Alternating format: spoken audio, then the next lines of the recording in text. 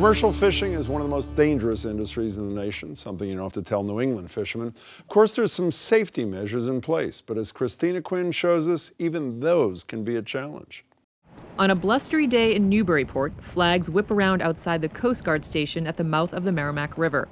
The temperature hovers about 50 degrees and rain is in the forecast. Not quite vacation weather, but good enough to test out a survival suit. The immersion suit that is required for the fishing vessels to carry is built solely for thermal protection. It's built for abandoning ship, basically. Commercial fishing vessels in New England are required to carry these suits for every member on board.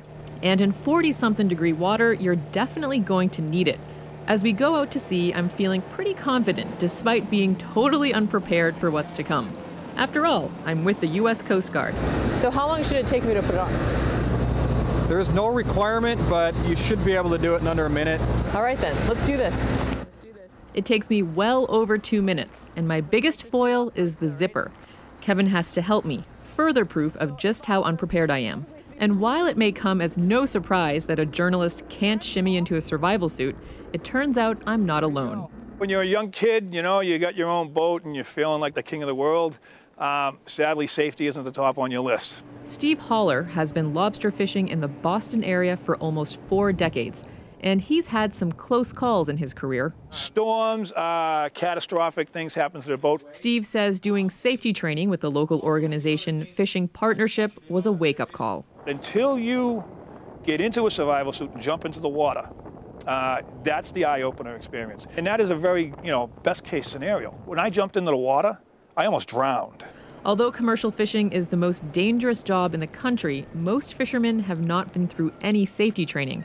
Some can't even swim. Our northeast waters are the deadliest in the country, yet 2/3 of the fishermen come to our training and have never gotten into their survival suits. And that's why Fishing Partnership offers free safety training to fishermen throughout New England.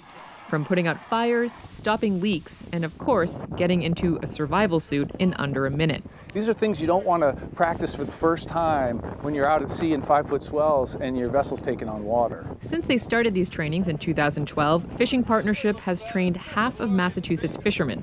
And Steve Haller makes it a point to do at least one training a year to keep himself on his toes. I don't ever want to be in a situation where I have to get in that suit and get in a life raft and hope that someone heard my mayday or someone hears my EPIRB going off. Just don't want to do it.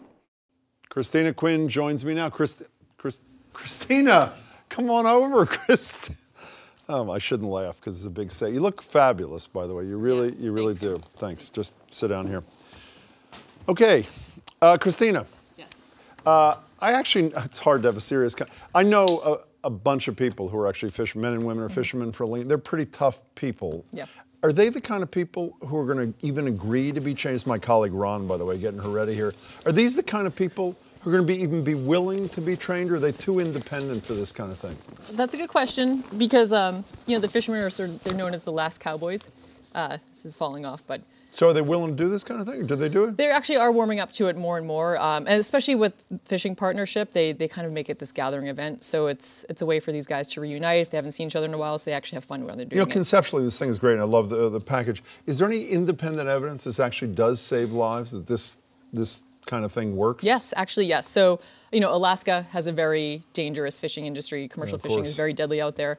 But in the past 16 months, there have been 0 fatalities, and it's because they attribute to this? Well, they attribute to the fact that the state has invested significantly into safety training. So, yeah. So you're supposed to be able to put this on in a minute. I saw in your package it took you 2 minutes and 15 seconds. Yeah. How long did it take? And I needed help. How long did it take you here?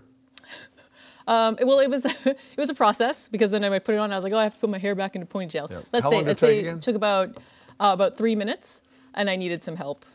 And what's the cost of this thing? Well, so this suit's about $1,600, but it can range from about $800 up to $3,000. And while the training is free, the fishermen and women have to foot the bill for this deal. Yes. And they're willing. Are they required to do this? Yes, they're required to have one for every member of the boat on board. Yeah. Can I just end this by saying you never look better. You look fabulous. Aw, shucks, Jim. Thanks Christina so much. Quinn, nice to see you. Really appreciate it, Christina. And thanks for doing the dress up.